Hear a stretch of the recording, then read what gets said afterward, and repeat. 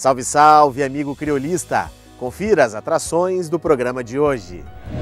Freio de Ouro. Saiba como está a preparação de Guto Freire, o ginete que vai montar o maior número de animais na final em Esteio. Escola de Montaria. As dicas do ginete Jardel Pereira para enfrenar os cavalos na doma.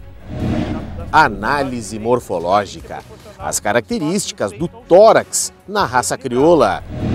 A história de um gaúcho que ajudou a desbravar o Mato Grosso. Ele trocou o pampa pelo cerrado, o chimarrão pelo tereré. Até o sotaque deixou de ser gaúcho, mas uma tradição nunca se perdeu. O cavalo ainda é o crioulo. Fique com a gente, o Cavalo Crioulo Sem Fronteiras está no ar. Prepare o seu coração. Faltam 15 dias para a grande final do Freio de Ouro 2019. O treinamento dos 98 conjuntos que vão entrar em pista está na reta final. E nós vamos acompanhar de perto a preparação do ginete Guto Freire, que leva o maior número de animais para esta Expo Inter.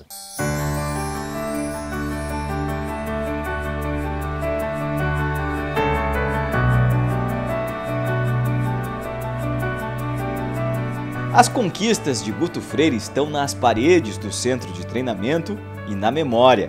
São 4 freios de ouro, né?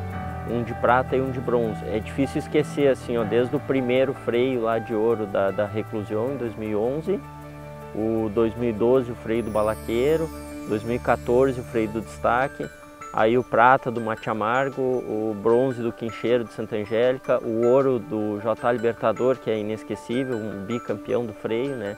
Então todos os freios ficam bem guardados na memória.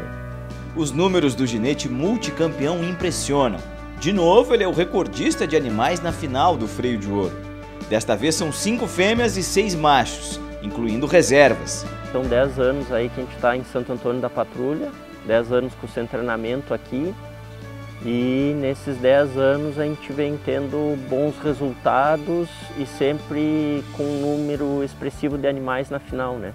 Em 2010 eu classifiquei 12 animais e aí de lá para cá sempre esse número ficou na volta dos 10 animais ali. Esse ano seriam 12, aí como um animal foi vendido a gente acabou que vai levar 11. Como diz a máxima, mais difícil que chegar ao topo é seguir, mas Guto vem mantendo a média de classificados nos últimos anos. Sempre é bom estar com vários animais lá na final, até porque cada cavalo é um indivíduo diferente, a gente poder assim, ó, trabalhar cada cavalo de uma maneira diferente, poder classificar tantos animais, isso é muito bom, principalmente pelo nível de treinamento que está hoje, nível da competição, assim você conseguir entrar com vários animais até a final, isso é muito válido. Lógico que lá acaba só ganhando um, tendo um muito bom já conta assim para ganhar. E estes são os 11 animais do centro de treinamento que vão em busca do Freio de Ouro. O destaque desse timaço é J.A. Libertador, que busca o inédito e até pouco tempo inimaginável tricampeonato. Lidar com esse nível de pressão é um desafio a mais para o ginete. Na última vez que eu estive aqui no CT do Guto, ele revelou que depois da prata na FIC, o J.A. Libertador quase não disputou a final do Freio de Ouro. Ele já estava com a passagem comprada lá para a Estância Tamareira. Como é que foi essa história, Guto? Ele uma semana depois da FIC acabou subindo para o Paraná para ir até a Tamareira, em São Paulo, e acabou que o Onésio me ligou ali, quando o cavalo já estava no Paraná, para falar dos outros animais, e eu perguntei para ele por que tinham resolvido não correr o freio com o cavalo, até então eu não tinha conversado sobre isso com ele. E aí ele perguntou se eu correria e eu comentei que eu achava que o ideal era correr, porque eu sabia das condições do Libertador, eu tinha corrido a primeira prova nele ali na FIC, ele é um cavalo de temperamento fantástico. Eu achava difícil o matreiro repetir as mesmas provas no freio, pelo curto tempo da FIC até a final do freio, e um cavalo de um temperamento um pouco mais aceso que o Libertador. Tinha mais medo do Penharol, que foi o cavalo que nos deu mais trabalho ano passado no freio, e que não tinha muito a perder, ele já tinha ficado prata na FIC, então de repente tinha mais a ganhar se ele ganhasse o freio e entrar para a história como único bicampeão do Freio de Ouro, do que a perder se ele ficasse de repente segundo, terceiro. E graças a Deus deu tudo certo, ele acabou ganhando e entrando aí para a história do freio como o primeiro e único até hoje bicampeão do Freio de Ouro. Tu que bancou? Eu que banquei a saída dele aí, matei no peito a questão dele ir. Na verdade, até no dia o Onésio falou para mim, disse, quer que eu ligue pro pessoal e que eu fale para correr o cavalo? Eu digo, não, vamos deixar assim, vocês decidiram não correr, vamos deixar assim, eu só tô dando a minha opinião que seria de correr o cavalo.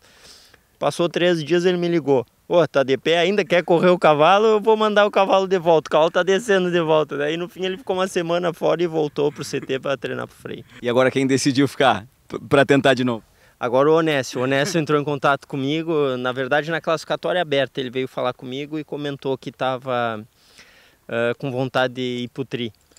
E perguntou o que eu achava, eu disse que tinha total confiança no Libertador em correr novamente ele, porque é um cavalo que agora está com 7 anos, muito bom, bem competitivo e tem tudo para dar certo, assim, para estar pelo menos disputando ali entre os primeiros. Também é bom ficar de olho em outros animais do CT que também devem brigar pelas primeiras posições.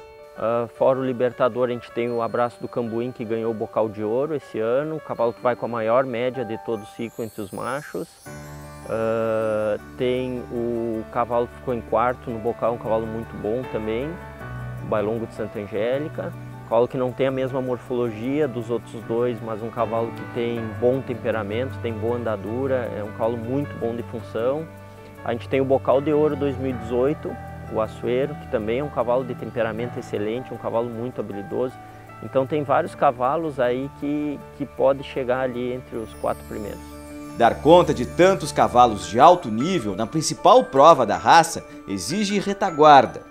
A equipe de apoio conta com cerca de 10 pessoas, entre ginetes, tratadores, veterinários e outros profissionais. A gente trabalha o ano inteiro para chegar na Expo Inter, né? Então aqui agora, nessa época, a gente tem que ter o maior cuidado em tudo, tanto o condicionamento físico, como o estado mental dos cavalos, nutricional, tudo. Júnior começou a trabalhar aqui há 4 meses. Ele chegou no período mais movimentado da temporada.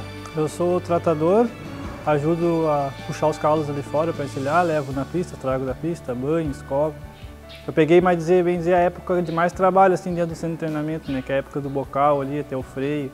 Então, sendo que todo ano é trabalho ativo, sabe? Mas assim, para mim é a época mais difícil assim que eu peguei, a época de mais trabalho assim.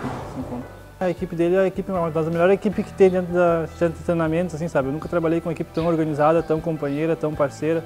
O pessoal todo motivado, todo mundo trabalha na mesma regra de trabalho, todo mundo quer o mesmo objetivo, que é chegar lá e obter a vitória, né? Ele faz com que cada um cuide de um setor, né? A Carol, que é a veterinária, que é minha esposa, ela cuida da parte de veterinária, eu cuido da parte do treinamento, daí tem mais uma pessoa que cuida da parte das cocheiras, tem uma pessoa que limpa, que passa as nossas roupas.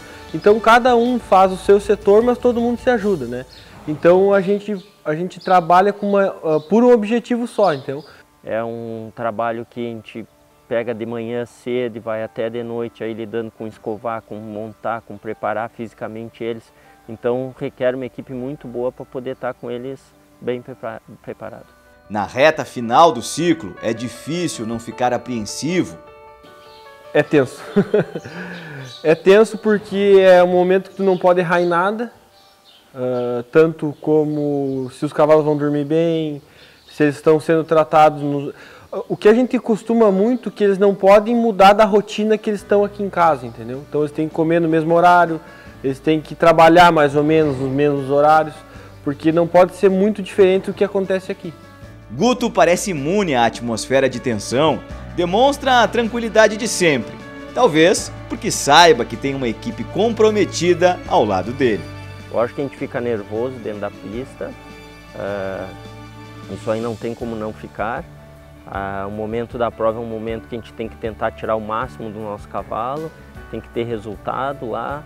Vamos estar com animais importantes que precisam mostrar ali na prova que são bons animais.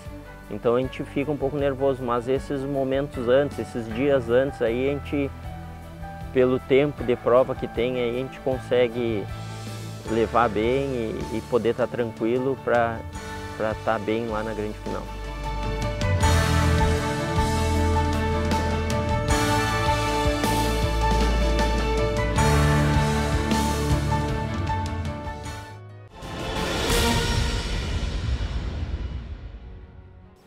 Estamos de volta com o segundo bloco do programa Cavalo Crioulo Sem Fronteiras de hoje. Um campeão do freio de ouro começa a ser formado já nos primeiros dias de doma. Por isso, o trabalho do domador é tão importante quanto o do ginete. No quadro Escola de Montaria, Jardel Pereira vai dar mais dicas sobre a doma. Hoje, o ginete vai explicar como são enfrenados os animais.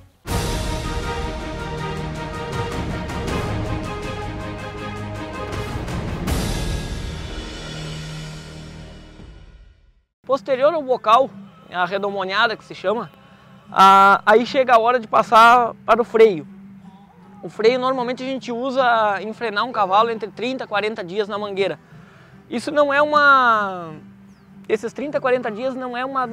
Assim, ó, dizer, é 30, 40 dias. Depende muito do cavalo. Tem cavalo que em 20 dias já está bom para montar, outros que tu vai ter que enfrenar 60 e a receita vai estar se arrumando. Como é que a gente faz isso? A primeira coisa que eu faço é botar o freio no cavalo sem as rédeas. Aqui eu estou usando uma égua mansa para mostrar, mas em casa eu boto normalmente o freio e deixo o cavalo solto na mangueira sem as rédeas. Seria assim, deixaria o cavalo solto na mangueira sem as rédeas. Só a barbela normalmente a gente usa com 2 dedos, assim. Eu não gosto de barbela muito apertada, prefiro ela um pouquinho mais solta, para o freio poder ter essa ação, ó, mover o freio para ele encostar na boca do cavalo lá. Se ela ficar muito justa, ela já vai estar espremida, o freio não vai ter a ação do bocal no palato do cavalo. Tem uma coisa que eu uso, que é deixar o freio um pouquinho baixo. Por que um pouquinho baixo quando eu enfreno meus cavalos? Porque o cavalo, na ação de mascar o freio, essa égua é mansa, por isso que ela não está mascando. Se fosse um cavalo novo que não é acostumado com o freio, ela estaria mascando o freio. E na ação do cavalo mascar o freio, com ele um pouco embaixo, o cavalo tenta puxar o freio para cima e vai aprendendo a fechar a boca.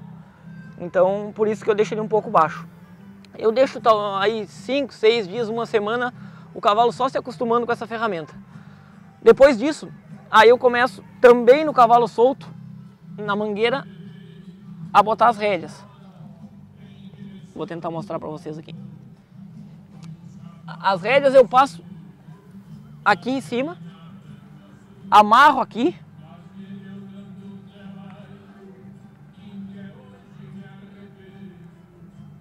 Amarro aqui. Bem amarrado para não se soltar. Em casa ato uma borrachinha para não ter perigo. E aqui, ó, amarra as rédeas aqui. E nos primeiros dias eu deixo o cavalo, eu ato um tento aqui, ó, para o cavalo ir fixando essa posição, para o cavalo não ficar dobrando muito a cabeça, para ele ficar com essa posição mais firme aqui. A primeira coisa que eu quero que o meu cavalo masque o freio, se acostume com ele e vá aprendendo a ficar com essa posição aqui. Deixo ele ali trabalhando 10, 15 dias na mangueira solto, faço ele trotar com as rédeas atadas aqui, para ele ficar com essa posição firme. Depois do cavalo ter alguns dias trotando na mangueira com a ferramenta, se acostumando com ele, se acostumando com o freio, é a hora de começar a trabalhar eles. Como seria? Pega a rédea aqui e vai mexendo devagar com o cavalo para o lado, fazendo o cavalo tirar a garupa para lá, só para ele acostumar a mexer um pouco a cabeça aqui, ó. Para um lado, tudo que fazer para um lado, faz para o outro. Eu estou mostrando como essa égua já sabe fazer, mas como se eu estivesse mexendo num cavalo novo. Para o outro lado, devagarinho.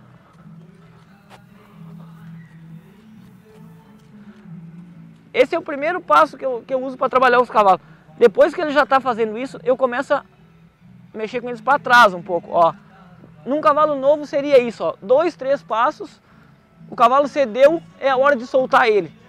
De novo. Ó, 1, 2, solta. Por que solta?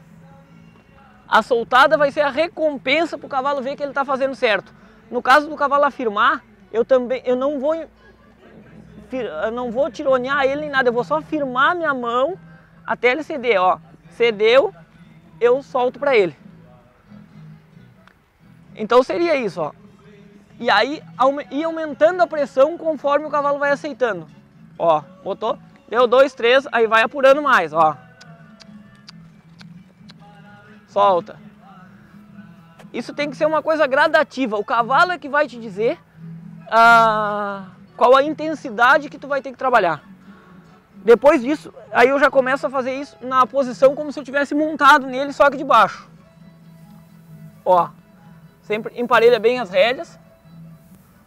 Ó, 1, 2, 3 passos, cedeu, eu afrouxo para ele.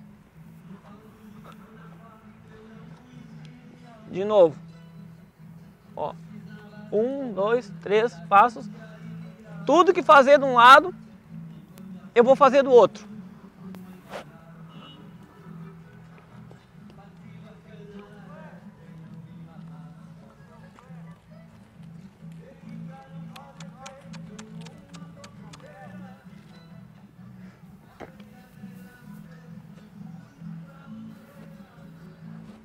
A hora que o meu cavalo estiver fazendo isso,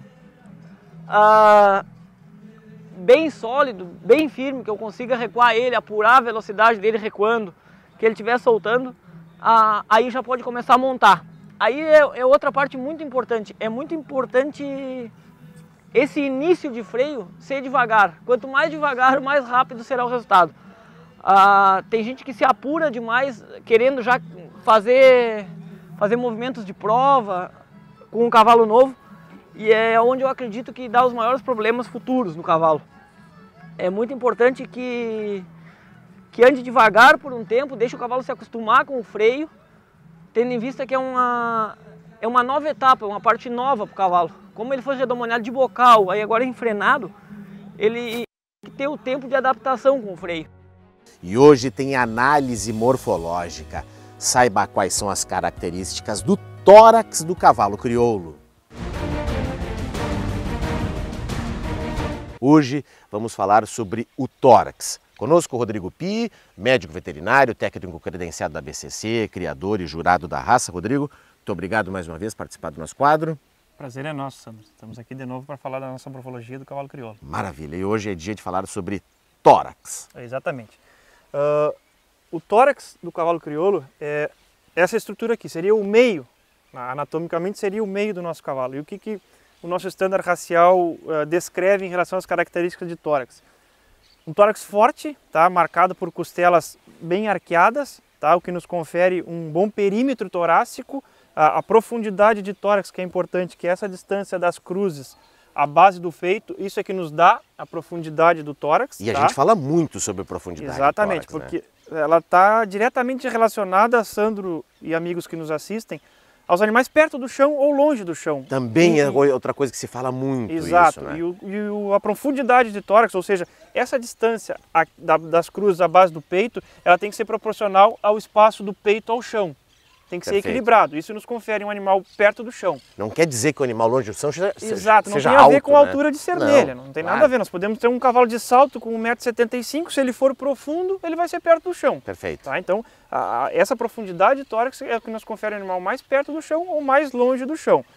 Em termos de medida, que é importante também... Aí é diferente de macho e fêmea. De circunferência torácica, o nosso estándar racial diz que as fêmeas devem ter um mínimo de 1,70 m de perímetro torácico e os machos de 1,68 m.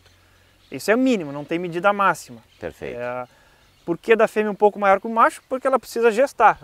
Ela tem um útero aqui, não podemos esquecer, e tem que gestar por 11 meses um potrinho aqui dentro. Então essa capacidade torácica, caixa torácica dela, tem que ser maior que do macho. Importância também fundamental na respiração do animal, não é? Exatamente. Quanto maior o arqueamento de costela, maior essa caixa torácica, teoricamente esse animal terá uma maior capacidade respiratória, que vai refletir direto no seu desempenho funcional, seja ele a finalidade a qual ele for submetido. No trabalho na lida do campo ou nas provas, né? Exatamente. Qualquer finalidade, a caixa torácica, a profundidade de tórax, o arqueamento de costela é decisivo para o bom desempenho desse animal no esporte. Muito obrigado, Rodrigo Pi, falando sobre o tórax. No próximo programa, mês que vem, estaremos abordando os flancos do cavalo crioulo. Até lá, obrigado, Rodrigo. Obrigado, Sandra. O orgulho do cavalo crioulo é uma das marcas mais visíveis dos criadores desta raça. Aqui no nosso programa, nas últimas semanas, você tem acompanhado as declarações de criadores que se orgulham de integrar esta família. E em nossas redes sociais também temos recebido várias manifestações.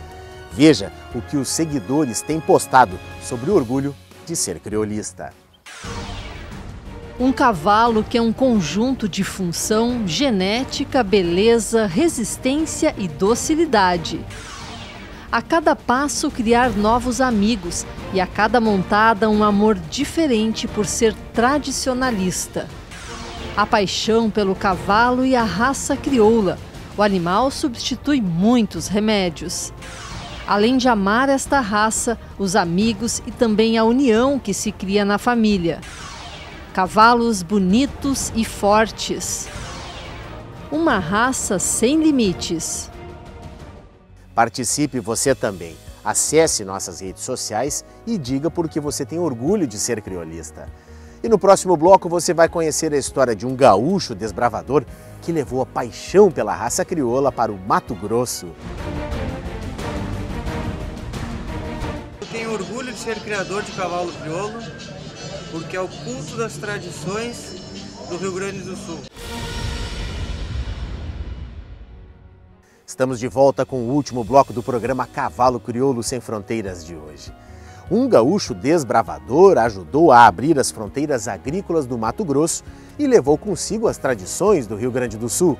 A raça crioula faz parte desta história.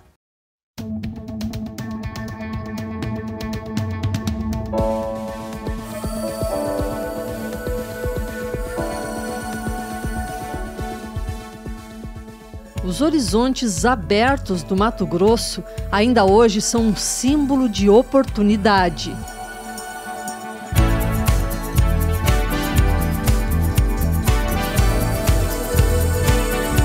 Na década de 80, no estado que viria a ser o celeiro do Brasil, a agricultura ainda era uma promessa. Abria-se uma nova fronteira agrícola.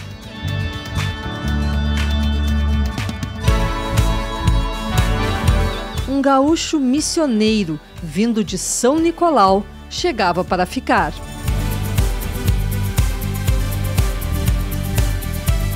Eu sabia trabalhar e não tinha preguiça, né?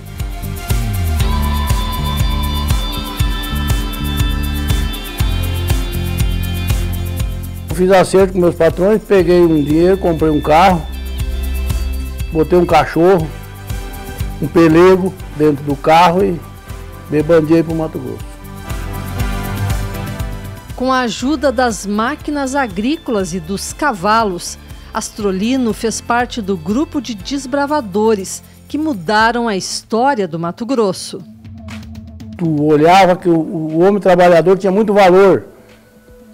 Então eu acho que é por ali que me atraiu o Mato Grosso. E eu vim com esse intuito, trabalhar. Eu sabia trabalhar em trator, sabia domar cavalo.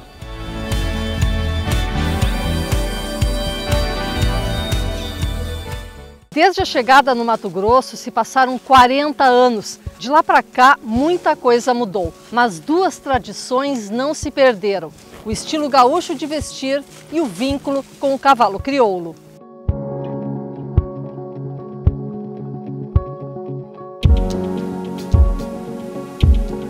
O chimarrão deu lugar ao tereré. O sotaque de gaúcho ficou para trás. Mas a bombacha e o lenço, Astrolino nunca abandonou, assim como a raça crioula.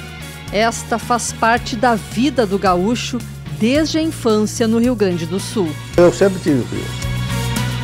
O crioulo, para mim, desde o Rio Grande, eu já amava muito essa raça, eu sempre admirei muito essa raça.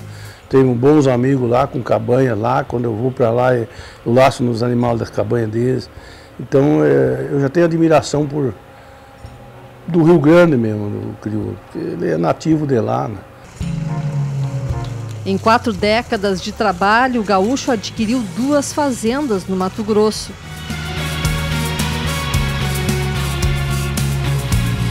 Nesta propriedade, em Rondonópolis, as atividades econômicas são a agricultura e a pecuária. A raça escolhida para o trabalho com o gado foi a crioula.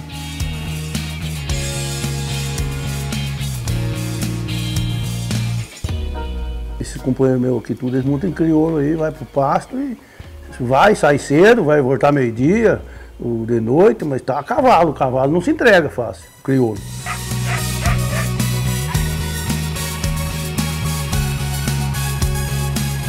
O crioulo é forte, é um animal forte, aguenta.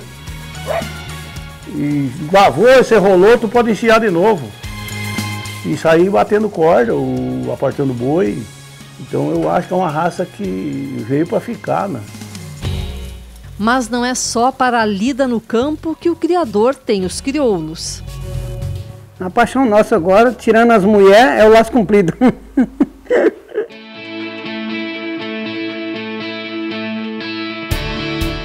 O laço comprido é um esporte em ascensão no Mato Grosso. A modalidade conquistou Astrolino.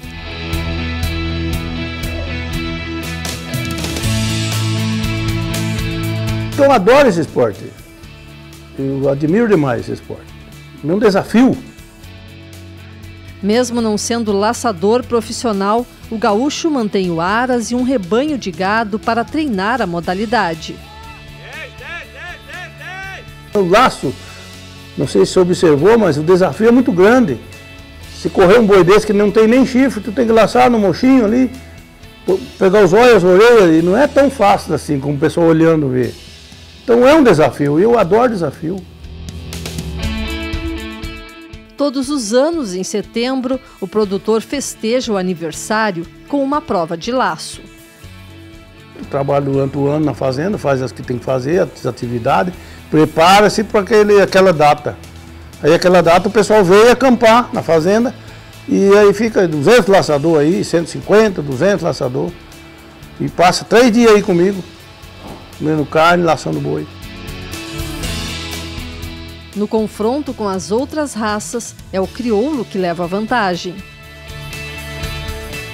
Você entra numa competição, um quarto de milha, já é um cavalo bom, correu aí 20 boi, já começa a entregar.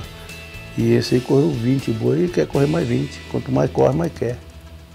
É um animal rústico, bruto e vai mesmo, sabe? Eu penso que no laço, para competir, não pode sair do crioulo. Wilson, o domador da fazenda, é quem treina os animais para as provas de laço. Para ele, nenhum cavalo supera o crioulo. A boniteza e a resistência.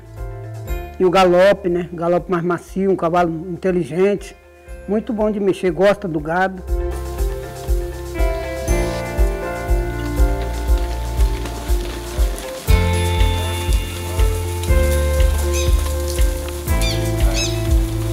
Ensinou para ele uma coisa, ele não esquece. Leva para triar boi, ele já fica. Se pôs ali na saída do brete também, ele já sabe, já fica olhando o boi. Então é um cavalo inteligente. Saiu lá, ele já está pronto para fazer o serviço.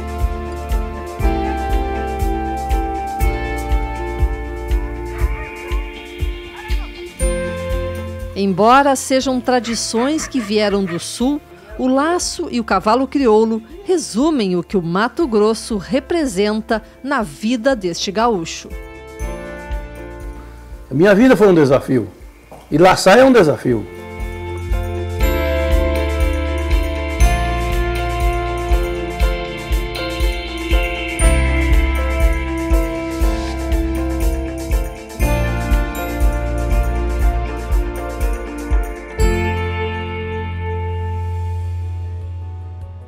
O Cavalo Crioulo Sem Fronteiras de hoje fica por aqui.